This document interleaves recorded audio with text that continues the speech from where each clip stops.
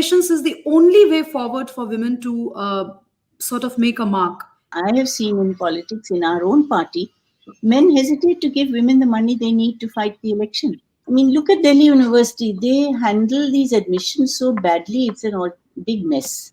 Going local and vocal are again are all should not stick as slogans.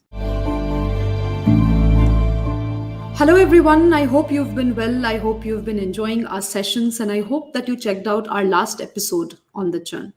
The idea of the Churn is to bring out these interesting conversations and interesting personalities on this particular program, where we get to have a little sneak peek into their lives, and through it get to know the sense in which they have been trying to enrich their worlds around us. This is a time of churn, a churn for various ideas that this country is discussing in its own caucuses and small silos. The idea of the Churn is to capture a little bit of that flux, which is absolutely in motion in the public space.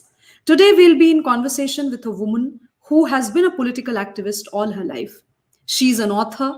She's somebody who has worked with the artisans to a great extent and has actually traveled the length, breadth, and depth of this country to understand what the disadvantaged, the rural, and the artistic community of this country feels. I welcome to the show Jaya Jaitly, somebody who is a perfect embodiment of sheer grit, determination, passion, and compassion. An ex-chief of the Samata Party, a woman who started her political career at a time when India was literally trying to look for a political alternative in terms of politics, in terms of the way in which public life is conducted, and also in terms of looking for an alternative beyond a family name. She has made a mark for herself, not just in political circles, but also in various forms of public life that has enriched the long story that Bharat has. I welcome Jayaji to the show. Thank you for inviting me. Jayaji, at the outset, let me begin by asking you, as a politician, how do you see the post-COVID world? Well, I suppose I'm a politician at the moment at heart, but without a party. So I can safely fly on free wings and not bound by anything. And I have a view which is very consistent and very firm, that I support one group of politics and politicians. But I still feel I'm not bound to following and saying, yes, everything is wonderful, when it isn't. Because when I do like to criticize, it is as a public figure, it is with a public voice, and it is to correct things which I feel are going wrong. Because the best perfect human being can be wrong. There is nobody perfect. So any criticism I may have is based on my good wishes and good feelings, not only for the country, but for the people who are ruling the country. So, but within that, I never bring in a personal voice. I have to make it a political voice. So in that sense, I'm in politics. But I suppose every opinion holder these days is. Yes, every opinion holder these days, and you stopped yourself. Is a politician. Those who think they feel they can sit in their armchairs and run the country. I know, having been so close to all the governments which have run the country, how tough it is. And very often, while in the party which was part of the government, Atalji's, I used to always feel it is so much better to be out of government, because then you don't have the responsibility and you can keep criticizing. But take, for instance, the extreme of that is somebody like Rahul Gandhi, who only criticizes. And if you don't have a responsibility, but if you ever do get it, you have to show what you will do. And that he's incapable of doing. I mean, the fact that he says something like, if we were in government, we would throw out China in 15 days or 15 minutes or whatever nonsense he says, it is completely irresponsible politics. So that is not the kind of politics to do in opposition. But I still go back to what I said, that sometimes all of us who were part of power or close to power, at least I always felt that, it's so much better to be out, because then you can be creative in your ideas, you can be constructive, you don't always have to toe the line, you don't always have to defend. So it's nice to have at that sense of freedom, but still be very responsible, because constructive politics also means that you must show what you will do when you are in power. Right. Right. Jaya ji, having read your iconic book, A Life Among the Scorpions, and I think this is a shout out to not just your book, but to millions of women like you who have made a difference globally in the lives of so many other women and so many disadvantaged people at large. Let me ask you a question which I often shy away from asking: how it is to be a woman politician in this country? I know one shouldn't ascribe a tag like a man or a woman. A politician is a politician, but we cannot evade the gender realities in our country also. No, my book is really about showing what it means to have that tag, and it's a real tag, and that's how you're treated. And I can say it's because I never give up on anything, and I feel inwardly very tough because of the way I've had to live my life. That I feel one must never admit defeat. But otherwise, for a woman, you have to struggle twice as hard, work twice as hard, suffer twice as hard. And any human being, and we fight for Dalits, we fight for the underprivileged, we fight for everybody. Why? Because they don't feel that sense of respect and dignity and self-worth. Every human being needs it. We can't just say, well, women are a separate category. They don't need respect, dignity, opportunity. Uh, these are things which people somehow feel women are a second category. That patriarchy intrinsic in our society, I believe, within parties, not with the public, interestingly enough. A patriarchal father in his home may still vote for a woman politician, because there the category is very different. Does she deliver? Is she going to represent what I want? That is the ultimate thought. It may be a delivery or caste based or religion based or something uh, not so important like that, but that is the decision making point. But within a party, it's purely about power structure. And it's you can't in a party control a woman because she's not your daughter or wife whom you can uh, shout at or mistreat. It's a public forum, and yet in that when you ignore the woman, when you don't let her raise her voice, when you don't give her a position where she has the right or the authority within the party to express a view, then it is very, very demeaning. And as I've written in my book, it can happen by just coming to a meeting and then turning to the woman in the room and say, chai pila dijiye. It's not the job of the woman to pill out tea to the men who are going to come and discuss. And, when a man once in a while gets up and makes a cup of tea for a woman, it's like the woman has got heaven in her hands. It's a very sad thing that we have to change. Right. Uh, Jayaji, off late, with respect to, again, I'm just trying to open up the whole gender question with respect to the whole conversation on representation. And you just mentioned how women in positions of public eye are treated. Do you think reservations is the only way forward for women to sort of make a mark anywhere, not just politics, any? No, in the mid 90s, I fought a lot for reservation.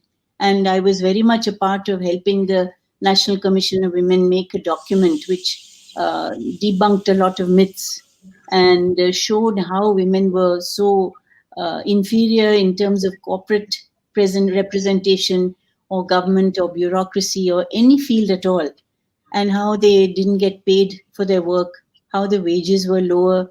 All these things, I created a document, and I was very strong for it. We protested on the streets and all. But then I feel that beyond a point, it looks like we are asking something from somebody else. I think we have to take it.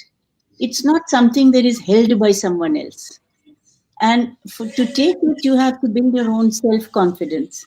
The women who have come to power today, of course, I would say a majority of them have the money or the family structure or family name or a push from some guardian or the other. But there are women who have Not. And there are many women who have achieved a whole lot in life in public work in this country who have not necessarily sought politics, but have been recognized by political parties, politicians, governments for their contribution. So, if they can recognize that and give them a Rajya Sabha seat or something, they do let you chew at the fringes. But they don't give you that equality where they show you the kind of respect, because it's not really something that they are immediately at fault. It's a historical thing. They have always been made to the women have been made to feel weak. They have not been that educated. They don't go around and see the world. They don't have the freedom to travel on their own. There are so many things, and the men always hold the purse strings. So unless a woman is really rich on her own as the matriarch of a very kind of a billionaire family, um, where does the woman have any money? And I have seen in politics in our own party, men hesitate to give women the money they need to fight the election. They think वो तो हार जाएगी तो क्यों पैसा जाया करना है, आदमी भी तो हारते हैं.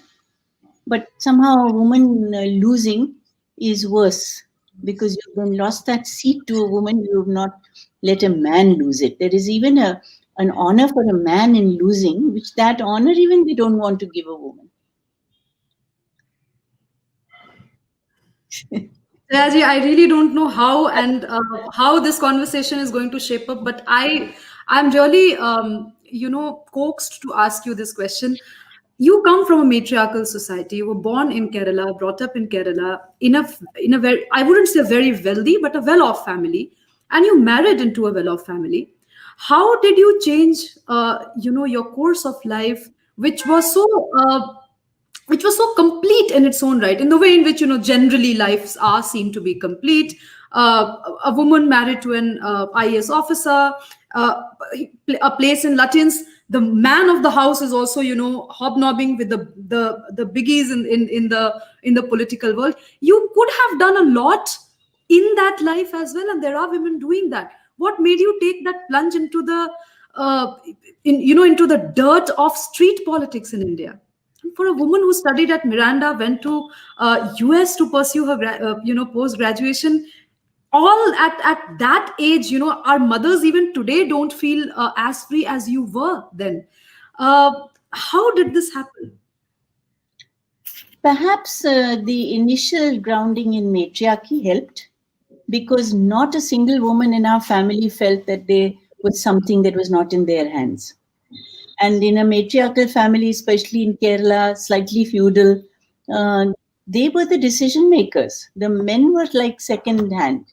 They could stay in the house if they wanted, they could go if they wanted. Garjawai wali baat was part of the psychology of the people. But coming to North India, the bureaucracy also is very patriarchal.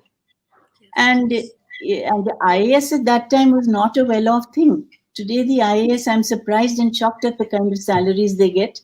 In our time, when we first got married, our salary every month was 550 rupees. And we couldn't afford a car for 3, 4, 5 years, and that too, most of it was a loan. And those Premier Padmini things, which were, I think, 20,000 or 21,000 rupees for a car. So we have lived in that zamana. We came to Delhi from Kashmir, and my weekly vegetable bill was something only like 100 rupees. Today, you don't get a kilo of something for 100 rupees. So it was not an easy time at all. And my book describes that, the life in Kashmir without electricity, without a proper toilet, and having to get water from the end of the garden if you had to wash your clothes. So being a DM Saab or additional DM Saab was only shan. It was nothing great at all. And having been an ambassador's daughter, that itself was a big jump down Emotion. for me.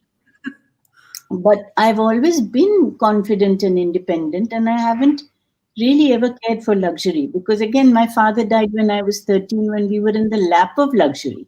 So from luxury to go to nothing, I learned the hard way. So anything that is comfortable for me, like one AC in the house, I feel, wow, I'm luxurious. If I have hot water in the tap, even today when I have a hot water bath, I feel this is enough luxury. So one must, I don't know, I suppose it's a part of nature that even if you're living in comfort, you don't want much. And that is just, I suppose, part of my nature.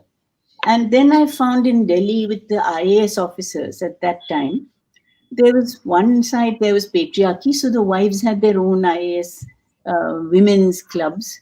And in the first women's club I went to, just because I at that time didn't have anything to do, I was shocked to see they were all discussing how their malis came to work or not. And to me, that was so boring and so ridiculous and so elite that coming away from an elite life and coming away from and not valuing elitism, I found that, in fact, not at all comfortable. So I never went to a meeting after that. And so it was only automatic. And somehow the influence of George Fernandez, who was my husband's boss at that time, there was so much humanity, integrity, fearlessness, and a concern for the poor man, which I had learned from my parents. My mother, as ambassador's wife in Japan, she used to wear a frock. Can you imagine a feudal lady from Kerala wearing a frock and a nurse's cap because she had to just volunteer in a hospital looking after the Korean War victim soldiers who were sick. And she used to work in a little clinic in Delhi in one of these Lutyens' back lanes, patti bandoing and giving goli to poor people. So somehow Samaj Seva has always been part of our family psyche. So for me, Samaj Seva translating into public life for the right causes was a was not at all a difficult jump. I just did it and instinctively. I didn't have to think 1 minute. Should I? Shouldn't I? What will happen? What will I lose? Never thought. Maybe I'm Jayaji, also impetuous. I don't think. I just do. Jayaji, anybody who knows you or meets you even for the first time would vouch for the kind of simplicity that you have instilled, not just in your life, but also in lives that are around you. And I think it becomes very, and I confess that, for somebody who loves her jewelry and who loves, fancy stuff, I feel ashamed and embarrassed when I have a conversation with you because the kind of grounding that you do, no, I think it has to be put on record. The kind of grounding that you do, especially to this generation, our generation, which has so much in front of them, given on a platter almost because of technology and because of all these, we are post LPG children. I think you really ground this generation. Jayaji, why are you not in very active public life these days? I know you're doing a lot of work with the artisans, but beyond that, why not For an me, active that's a very important part of public life. Public life and political life are different because political life wants you to get something for yourself by doing public service. There is no real difference. The difference only is that then you go into fighting elections. Then you go into saying, mera seat, mera kshetra, mere party. Everything becomes pointed to the self eventually. And my experience in the party in helping our party colleagues to fight elections, because I used to do all the organizational work, which is the dirty part of the housekeeping, I suppose, was that each one was so self centered. They must get the ticket, they must get a good constituency, they must have all the vehicles and everything. And you have to beat your own chest when you're standing on a platform, when you have to convince the public that you are better than somebody else. It's a constant issue of self praise. And when a party, very often many parties stop having policies or ideologies, they then just make convenient alliances which makes you drop one ideological position or one policy after another. You're left with nothing but yourself to please, nothing but yourself to believe in. And I'm so completely the opposite of that, that I don't like that kind of self orientation. And that's why I work for the organization in the party. I used to feel 20 MP हमारे party जीत गए तो 20 लोगों की आवाज में पे मेरा असर हो सकता है. I can ask them to ask this question or that question about karigars and all. But I found it didn't happen. Took me a long time to realize that, because as a team player, I just wanted to concentrate on teamwork. But they finally detach and don't look at you as a team player. They look at you as a sevadar or a convenience to help them achieve what they want. It's a very sad thing about politics, less among women, but I suppose it's the very ambitious and aspirational part of the psyche of any politician, man, woman, and in any part of the country. So you can't blame them. That's the nature of politics. So up to a point, I could do it, but one was that. Two was, I would say that actually, to praise it, I think I learned more in my life about our country, about our society, about policies, about bureaucracy, about the whole nature of our country. What does nationalism mean? What does development mean? What does women's empowerment mean? You really see it at the nitty gritty level. Everybody else can do theorizing from university chairs and opinion pieces in the newspaper, but I have pretty much seen everything firsthand and experienced a lot firsthand. I mean, you have to sleep in a bed with five other people one night because you reach somebody's house and there is no bed to sleep on. You wake up in the morning, there are four other people in your bed with you. Then you have to bathe, then you have to go to some water pump in the corner of the house, then you have to bathe in your sari, then you have to take your sari and wave it about till it dries and wear a half wet sari. Who does all this kind of thing? Everybody I see today is all comfort politics. But we've done all that. So I've seen what it's like in a village for a woman to live in a room with one khatia and one bakra and three other family members who are perpetually demanding. So you see how girls, I mean, today I'm on this task force for the Niti Aayog and the government about child marriage. And I remembered, I mean, I felt when the PM asked me to be part of this, I said, I don't know very much about it. But then I realized from all my travels in politics and in my handicrafts work, every young girl whom I would see born in a certain Karigar's family, and I would keep going to their home every year or whatever, keep rishta with them. In about 14 years or so, they would be, beti badi ho gayi, ab inki shaadi hona hai. Next time you go, the shaadi has become a bacha also. And you find that somebody has had 10 children by the time you finished your relationships with them. And the woman is all looking dried out and anemic and miserable and dies first in the family. One has seen all this, the amount of anemia, because women don't get the health and nourishment facilities that they should. And they expected what else to do but have children. And then, so beti ko jaldi shadi karana hai. So 14, 15, nobody questions. In the local samaj, nobody will question it. So I realized that, instinctively you imbibe these things because of politics. So I would say politics has taught me the biggest and most important lessons in my life, including about my own country. And when people grumble all the time, I keep thinking of countering with all kinds of positive programs and situations in our country, um, because I know them. And it's very difficult for people to understand how much one has absorbed without anyone teaching, but it's just part of what you've done. So 30 years of that. And the bad side, of course, you all know. So the bad side became a bit too much. It became a question of me having to divide my time between fighting corruption, running the party, and looking after my Karigars organization, which is very big and very, what can one say, perhaps successful because I bring them success.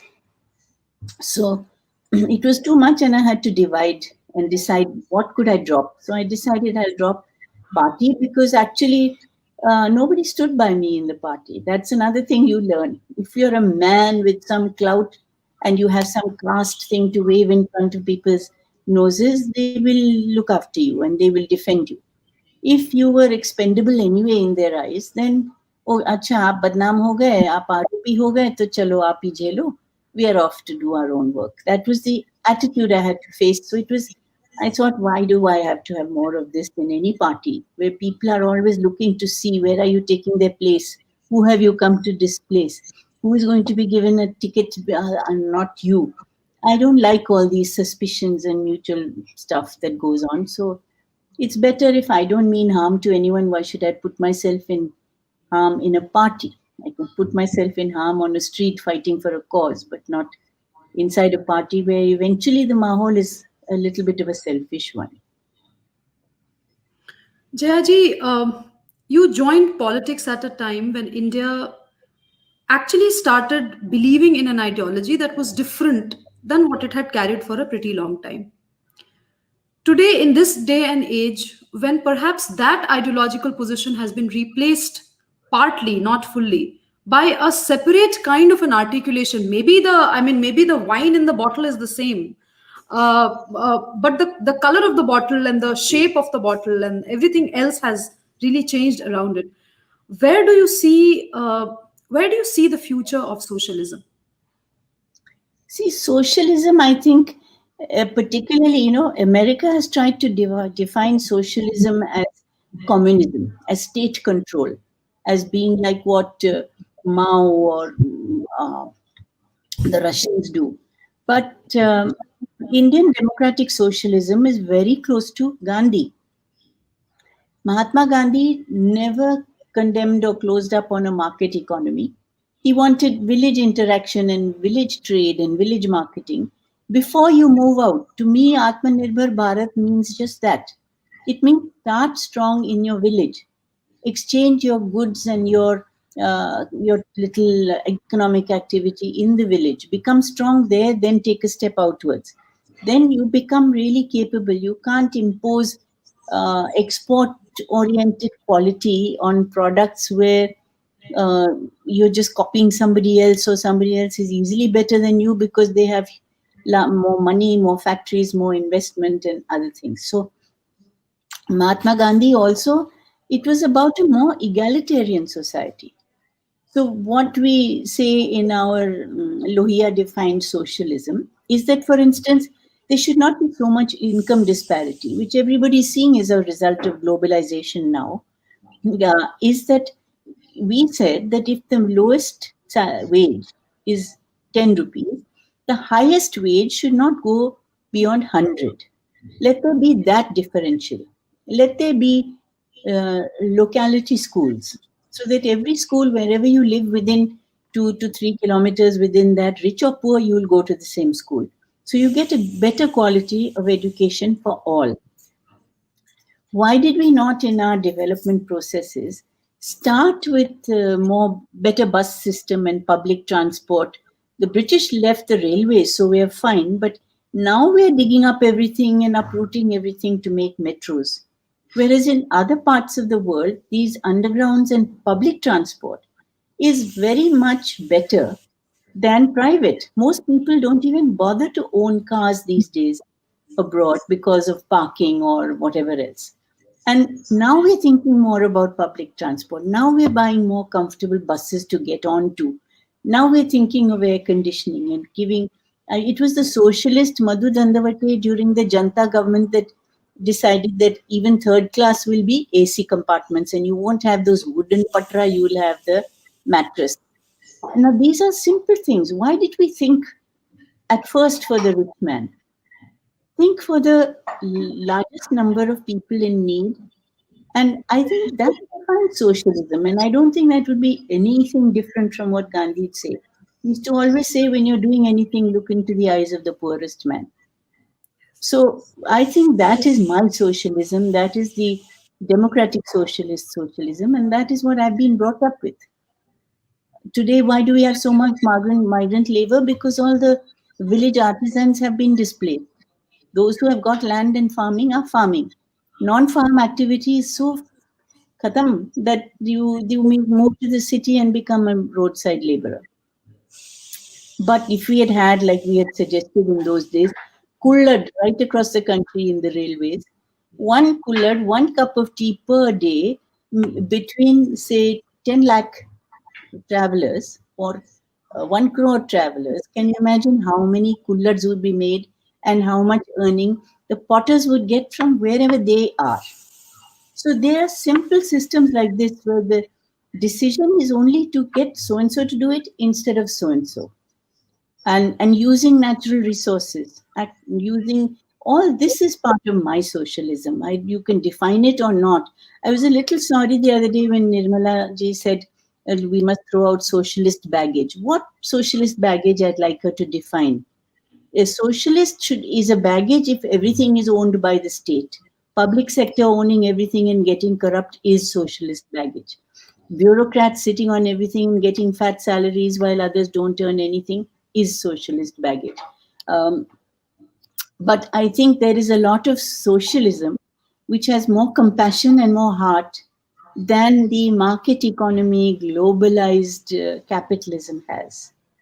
So anything that provides compassion and equality in society is fine with me. You can define the ideology as you want. Jayaji, you have worked with artisans in Gujarat and you have worked in Manipur. You've really traversed, and you mentioned earlier that you've really traversed the length and breadth of the country. Because I know this sounds like a cliched question these days, especially on platform like like the Churn. But really, what does nationalism mean to you? Basically, I think that I'm a nationalist because I love my country more than any other part of the world. Because I believe it has immense potential.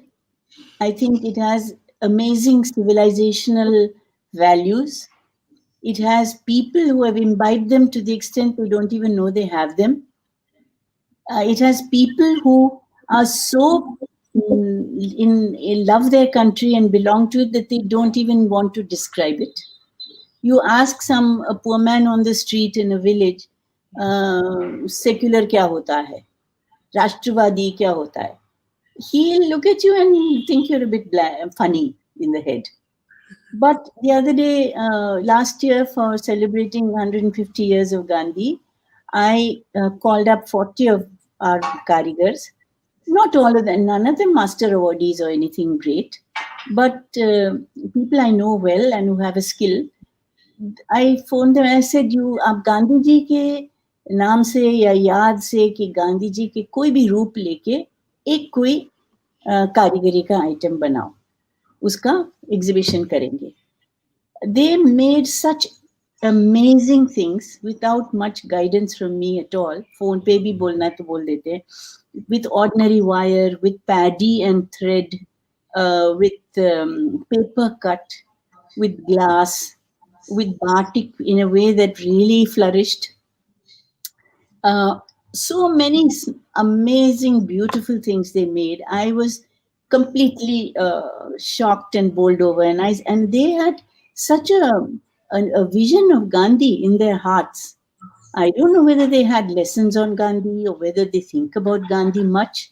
Gandhi cared for them more than they even think about Gandhi now. But they did something which I don't think any designer, any of us who go on mentioning Gandhi all the time in our life, could have inspired them so much to express Gandhi in the way they saw him. And I was so proud, and I said, "Look, they know more about our country and its history and pride and independence and freedom than we can ever do, because we do it just in words which are very often hollow. But this was done with their heart, their imagination, their mind, and their hands, with whatever sadharan vastu they had around them, which they were familiar with using." So I was very proud of that. And I said, this is what our country is all about. You don't have to give it words or define it. Being one with every part of it is what it's all about. And they at their level, me at my level, that's how I feel. I may love traveling all over the world. I may get ideas from there.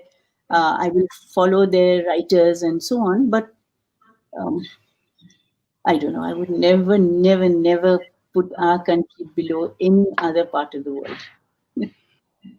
Jayaji, with respect to the kind of policies that we've been seeing in the past, ever since Mr. Modi came to power, uh, If you were to advise this government, what are the three other policy priority areas that you would want to earmark? Do you think we are doing enough in education, for instance?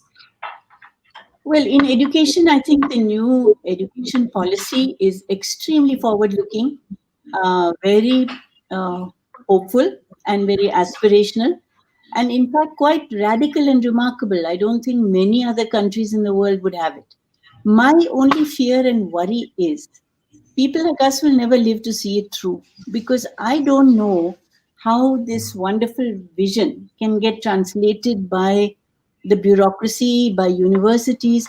I mean, look at Delhi University. They handle these admissions so badly, it's a big mess. They can't even manage their online application forms properly. So when you have institutions like this badly run, uh, and also there's a lot of politicking and nonsense that goes on there. There has also been a lot of influence peddling for teachers on transfers and Yes. who becomes a vice chair right up to the top. And I feel a little disheartened that you need people with that optimism and that commitment and innovative ideas to actually see the prime minister's vision through. But I have been really amazed at this education policy, and I don't want it to just remain a lovely set of words and a policy. I want to start seeing from tomorrow how they're going to put such thing. Like, for instance, art and craft being introduced. To have Yes. an engineering and a science student also take the option of music or art. I think these were badly necessary. Today in the newspapers, you don't even have the art and culture page anymore, but that's the only thing that makes life soft and bearable. Sports is always there, but they cut out art and culture and literature and books and things like that, which everybody needs to sustain and nourish their heart. So I think if education can do this, if not in our lifetime, at least in 30 or 40 years, if our whole new generations can get a better input, because ours have been half anglicized, and then there has been bad education, there has been neglected education in the village. All this hodgepodge combined is not a good situation that we're in now. So I hope that's a wonderful thing. But I would say what we have neglected and which I would still like them to do, inching towards it with the Atmanirbhar, but going local and vocal are again are all should not stick as slogans. I still feel that whatever attention and inputs are being given are not enough for the non-farm sector in rural areas. That is why the migration. That is why the clog and slums in the cities. That is why a strain on resources. But in a village, when you go in a self-sufficient village like you see in Manipur, you feel so charmed by the fact that they can fish, they can grow pineapple, they can have vegetables, they have ducks and chickens, and they can go fishing and they make baskets, which they do with the rishta jodoing with the farmer who grows the grass for them along with his rice field. So I feel this composite living is there. It is a part of what Gandhi described, but you have to nourish it. You have to give facilities from the government, not if a bridge has to come, you give some massive thing to some big constructor. The needy people get left out. Take, for instance, even in Banaras, there is so much effort to make flyovers, whereas most of the 80% of the rasta in Banaras are all choti gully, and in that gully you need a rickshaw. The rickshaw fellow is the shabbiest looking, and the rickshaw is the shabbiest form of transport. I have tried to improve the rickshaw, get it painted by the wooden toy painters who live in the gullies and who are really suffering. They don't even earn 300 rupees a day. And try to combine to make rickshaw beautiful and flood the city with colorful rickshaw, which people like to sit in, and charge 10 rupees more and let that rickshawala get a clean shirt. And they use cut off jeans for the shade at the back of the rickshaw. It is so sad, but nobody thinks at that level. If you strengthen the base needs of the population, the upper part will automatically grow. But we have constantly layered and layered benefits on the upper section and left the lower section to themselves. I would like real focus on non-farm rural livelihoods to be developed, in which there's artisan, there can be bakeries. You can make notebooks in any gully for school. Why do you need notebooks coming in bulk from God knows where? Paper making. All these things which Gandhi spoke about can be done. Employment oriented is what I'm talking about. We have not focused that much on the employment of semi-skilled or possibly skillable people in rural areas who are landless. So that is one major area in which, for me, craft interest is very major, because we have hundreds of crafts in India, and anything can be made into a craft skill. From a tea strainer to a bridge you can make in bamboo, you can make a home, you can make anything. Today, these blue beaches which are being made all over the world, you can get categorized as a blue beach if you're environment friendly. Tripura bamboo artisans are going and making the lifeguard ka chad ke dekhne wala stand, the beach chairs, all out of bamboo from people who go from Tripura. Now, these are kind of skills we have to promote all over the country and all over the world, and let people use local material. Then, environment sustainability and livelihood sustainability will combine. So, you solve two problems at once. That's the kind of ideas I would like to see implemented in policy.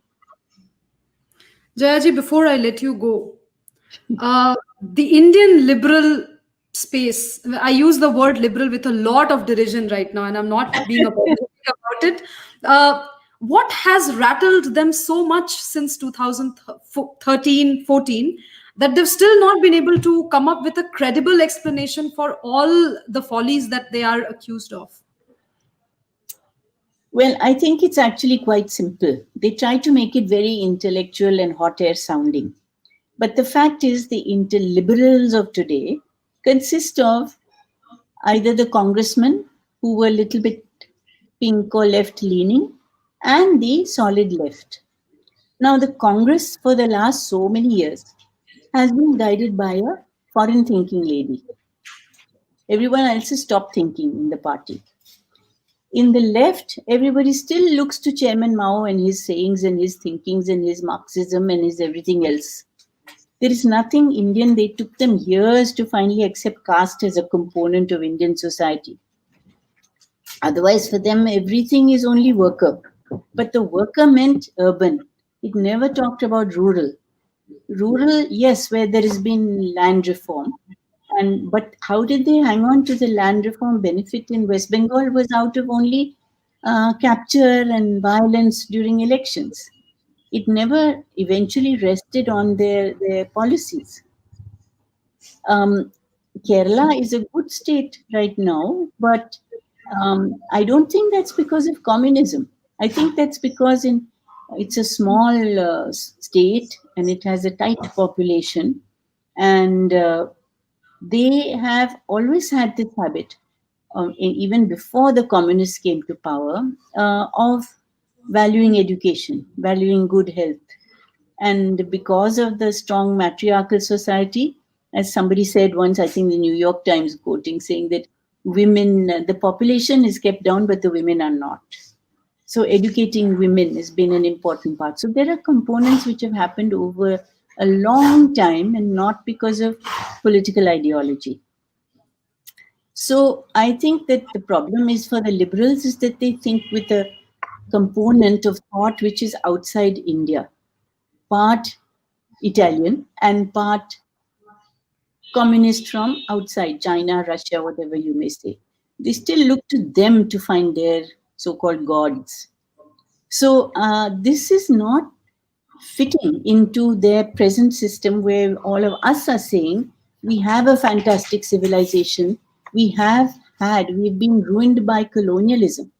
We have not been ruined because our ideologies or our value systems or our science or anything has been bad. Today, Ayurveda and yoga is all taking on all over the world. Who asked them not to do it? So I think this simple loss of their own moorings and finding a new world which they never cared about while they ate the salt of this country is what is really rattling them, and that they translate into stupid phrases like liberal or whatever else.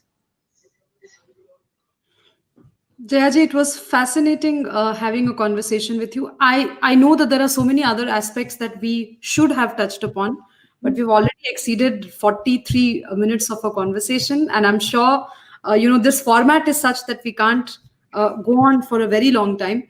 But how do you, before you finally go, how do you define yourself today? Do you define yourself as somebody who works with the artisan, somebody who is in public life, somebody who is an author? What is the closest identity that you have to your heart?